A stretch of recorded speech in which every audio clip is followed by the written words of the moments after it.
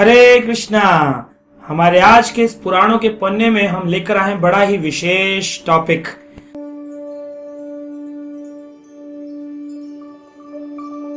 कई बार लोग प्रश्न पूछते हैं कि कौन से स्थान पर झूठ बोलना अलाउड है, यानी कि हम झूठ बोलें और झूठ बोलने पर हमें पाप न लगे। ऐसा कोई स्थान बताएं, ऐसी कोई बात बताएं जहां पर हमें झूठ बोलने पर पाप न लगे। तो आइए आज चर्चा करते हैं पुराणों में। श्रीमद् भागवत पुराण के 8वें स्कंद के 19वें अध्याय के 43 नंबर श्लोक में इस बात की पुष्टि करी गई है कि ऐसे 6 स्थान हैं जहां पर अगर आप बोलते हैं झूठ तो उसे झूठ नहीं माना जाएगा, अगर बोलते हैं असत्य तो उसे सत्य ही माना जाएगा, असत्य नहीं माना जाएगा। तो ऐसा कौन से स्थान है, आइए चर्चा करते हैं।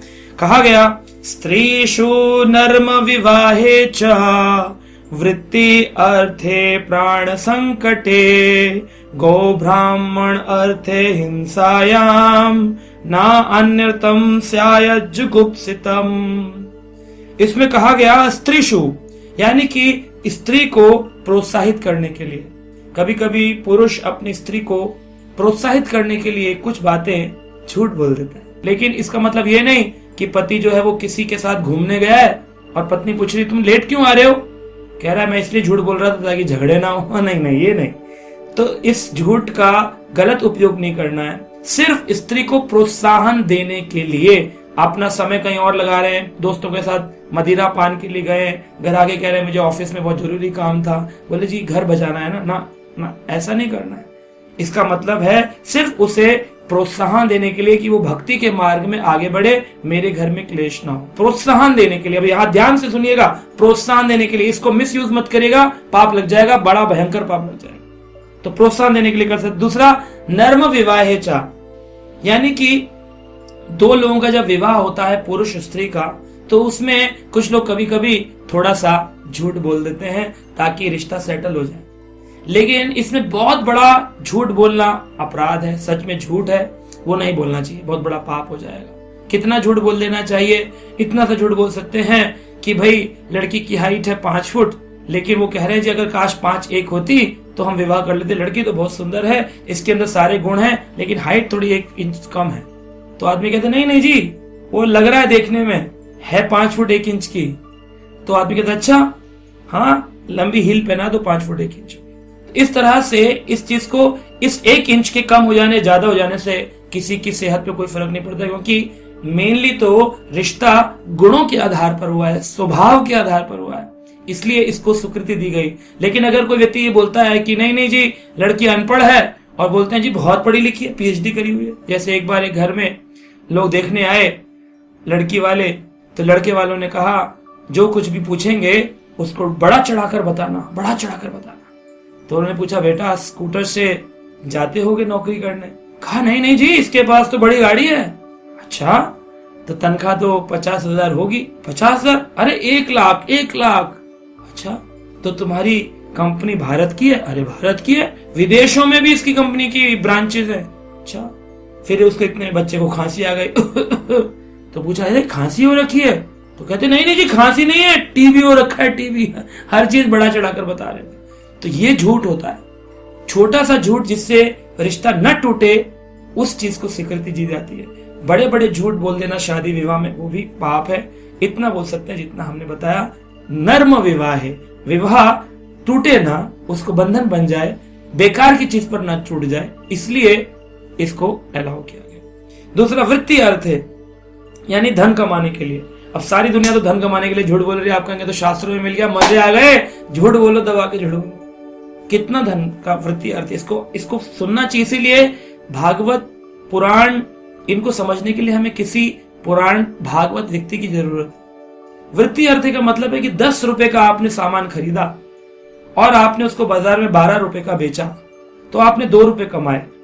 और अब आपकी दुकान पर कोई खरीदने आए, आप कहे जी जितनी खरीद है उतने में दे रहा हूं, मैं कोई प्रॉफिट नहीं कमा रहा, बस इतना अलाउड है। इतना अलाउड है क्योंकि अगर वो ये ना बोले तो सामने वाला कस्टमर खरीदेगा नहीं। तो 10 रुपए में 2 रुपए उसने कमाया, जिससे उसका गृहस्थ जीवन चलेगा। यही वैश्य धर्म है, यही बिजनेस का धर्म है। लेकिन 10 रुपए की चीज 100 रुपए में बेच दी अजी आप हमारे अपने हैं ना, हम किसी के लिए डिस्काउंट नहीं करते, आपके लिए 10 रुपए का डिस्काउंट 90 में ले जाइए। आदमी बड़ा खुश होकर ले आ रहा है, बड़ा अच्छा आदमी 10 रुपए का डिस्काउंट दे रहा है। 10 की चीज ऑलरेडी वो 90 रुपए बढ़ाकर 80 रुपए बढ़ाकर दे रहा था। तो ये जो 10 की चीज 100 में बेचना, ये झूठ है। 10 की चीज 12 में बेचना झूठ नहीं। तो वृत्ति अर्थ है कितना बोलना है, इसकी संख्या दी गई है, परसेंटेज दिया गया है कि आप इतना बोल सकते, इससे ज्यादा नहीं। झूठ नहीं बोलना है कि 10 की चीज आप 100 1000 में बेच रहे हैं, झूठ बोल रहे हैं, पैसे कमा रहे हैं, इंद्र तृप्ति कर रहे हैं, ना, बिल्कुल भी नहीं। चौथा बताया प्राण संकटे, जब किसी के प्राण संकट में हो तब आप बोल सकते हैं। कैसे? जैसे एक बार एक हिरन भागता हुआ एक साधु की कुटिया में आया और कहा, साधु महाराज मेरी रक्षा कर लो, मेरे पीछे शेर पड़ा, मुझे खा जाएगा, मैं मर जाऊंगा। साधु ने इशारा कर दिया, ऐसे कुटिया में चले जाओ, पीछे उसकी कुटिया थी। तो हिरन कुटिया के अंदर प्रवेश कर गया। शेर आया, बोला तुमने किसी हिरन को देखा? साधु बोला, अगर देखो मैं बोलूं नहीं देखा तो झूठ हो जाएगा, मैं साधुत्व से गिर जाऊंगा। और मैंने कहा देखा तो बेचारे के प्राण संकट में पड़ जाएंगे, लेकिन भागवत पुराण में लिखा है प्राण संकटे, इसमें आप झूठ बोल सकते हैं। तो उन्होंने कहा मैं क्या बोलूं? तो बड़ा समझदारी से उन्होंने उत्तर दिया कि पाप भी न लगे और प्राण भी बच जाए। उन्होंने कहा जो देख सकते हैं, जिन्होंने देखा वो बोल नहीं सकते, और जो बोल सकते हैं उन्होंने देखा नहीं। शेर सोच में पड़ गया क्या कह रहा है, वापस चला गया, उसकी समझ नहीं आई। तो हम देखते हैं कि आंख देख सकती थी लेकिन बोल नहीं सकती थी, मुंह बोल सकता था लेकिन उस देख नहीं सकता था। इस तरह से उन्होंने प्राणों की रक्षा करी। अब देखा जाए तो ये झूठ है, लेकिन ये झूठ नहीं है क्योंकि प्राण संकट से उन्होंने रक्षा हेतु इस कार्य को किया। तो पांचवी चीज है गौ ब्राह्मण अर्थ है, गाय की रक्षा करने के लिए और ब्राह्मण की रक्षा करने के लिए। अगर कोई व्यक्ति झूठ बोल देता है, जैसे गाय जा रही थी और कसाई उसे उठाने जा रहे थे गौ माता को, आपसे उसने पूछा अरे तुम बीच में क्यों आ रहे हो, क्या तुम्हारी गाय है? वो आपकी नहीं थी, फिर भी आपने कह दिया हाँ हमारी गाय है, बोलो क्या कर लोगे? तो कसाई जो उठा करके फ्री की गाय ले जा रहे थे स्लॉटर हाउस में काटने के लिए, वो डर के चले जाएगा, अरे मालिक आ गया। तो आपने गाय की रक्षा करी। देखा जाए तो यहाँ पर आपने झूठ बोला, वो गाय आपकी नहीं थी, लेकिन क्योंकि आपने गाय की रक्षा करी इसलिए आपको पाप नहीं लगेगा। और छठी चीज है हिंसायाम, यानी कि शत्रुओं के कारण हत्या किए जाने वाले व्यक्ति के लिए। अब कोई लोग पीछे पड़े हैं एक आदमी के, उसको मारने के लिए आ रहे हैं, और वो आदमी जो है ना वो कह रहा है मेरे पीछे हजारों लोग पड़े हैं, मुझे कत्ल करने आ रहे हैं। कहा तुम्हारा पाप क्या है, तुमने किया क्या है?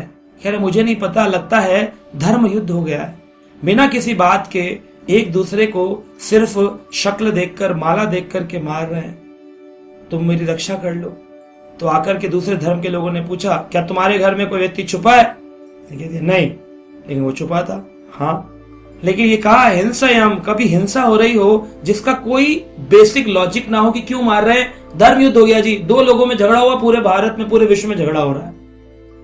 ऐसे समय पर किसी की रक्षा हेतु जिसमें उसकी कोई गलती या कारण ना हो, तो इसको आप झूठ बोल सकते हैं। तो ऐसे 6 झूठ शास्त्रों में बताए गए, लेकिन इसमें बड़ी बारीकी से ध्यान देने वाली बात है कितना बोलना है, किसके लिए बोलना है, किस स्थान पे बोलना है। थोड़ा सा भी बढ़ा दिया, अपनी इच्छा के लिए बोल लिया, फंस जाएंगे, भयंकर पाप लगेगा, नरकों में जाना पड़ेगा। इसलिए सोच समझ करके जितना बताया उतना ही करें तो आप बच सकते हैं। हरे कृष्ण।